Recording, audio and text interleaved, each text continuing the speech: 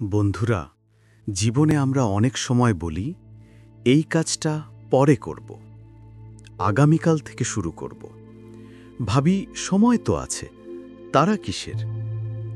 কিন্তু বুঝতেই পারি না এই ছোট অভ্যাসটাই আস্তে আস্তে আমাদের স্বপ্ন আর লক্ষ্যকে মুছে দেয়। আজকের দুনিয়ায় ফেসবুক, ইউটিউব, টিকটক অবিরাম স্ক্রল করতে করতে সময় কখন যে হাত ফসকে যায় আমরা টেরই পাই না। সময় শুধু ঘড়ির কাঁটা নয়, সময় হলো আমাদের ভবিষ্যতের নির্মাতা। যে সময়কে মূল্য দেয় সে ওঠে সাফল্যের শিখরে, আর যে সময় নষ্ট করে সে ডুবে যায় অনুতাপে।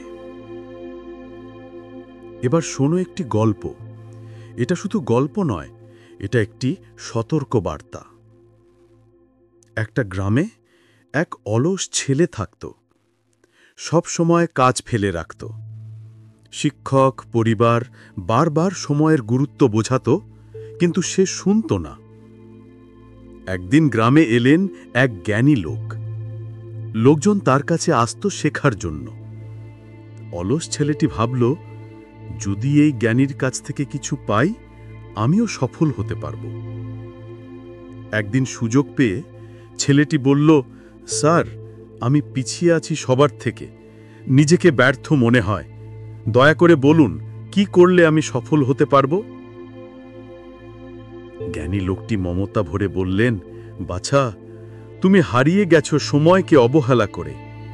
তুমি কাজ ফেলে রাখো আর জীবনের মূল্যবান মুহূর্তগুলো নষ্ট করো। শোনো, আমি তোমাকে একটা গল্প শোনাই। অনেক আগে এক রাজা ছিলেন।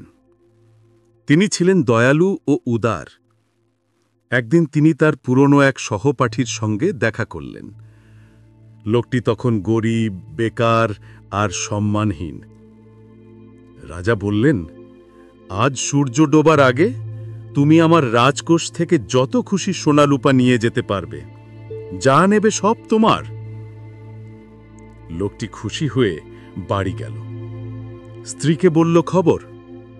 স্ত্রী বলল, তাড়াতাড়ি যাও, ধনরত্ন নিয়ে আসো। কিন্তু লোকটি বলল, আগে খেয়ে নি। খেয়ে সে আবার ঘুমিয়ে পড়ল।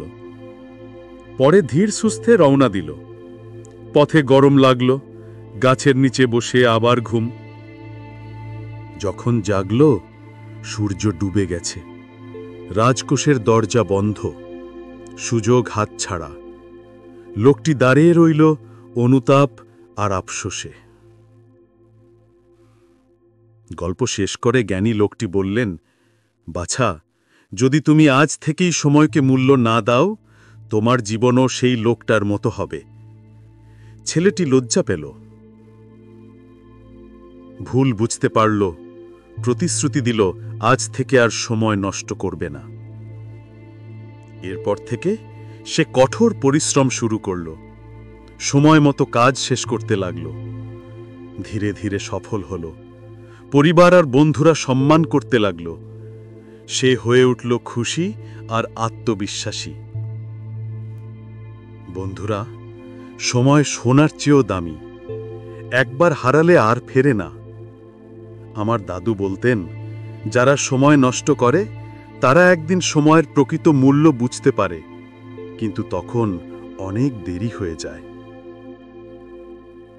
একটি প্রবাদ আছে, তুমি যদি সময়কে মূল্য দাও, সময়ও তোমাকে মূল্য দেবে, কিন্তু যদি সময় নষ্ট করো, সময় তোমার জীবন ধ্বংস করে দেবে। একজন যাত্রী মাত্র 1 মিনিটে ট্রেন মিস করলে বোঝে 1 মিনিটের দাম। একজন ছাত্র পরীক্ষায় ফেল করলে বোঝে 1 বছরের দাম। তাই সময় নষ্ট করো না। পরিবারকে সময় দাও, বন্ধুদের সাথে সুন্দর মুহূর্ত কাটাও, আর স্বপ্ন পূরণের জন্য চেষ্টা চালিয়ে যাও। শুধু তখনই তুমি সত্যিকারের সুখী আর অর্থবহ জীবন যাপন করবে। যদি গল্পটি ভালো লাগে, লাইক দিও, কমেন্ট করে মতামত জানাও। আমি শীঘ্রই আরেকটি অনুপ্রেরণামূলক গল্প নিয়ে আসব। ততদিন ধৈর্যশীল থেকো, কৃতজ্ঞ থেকো আর জীবনে সামনে এগিয়ে যেও।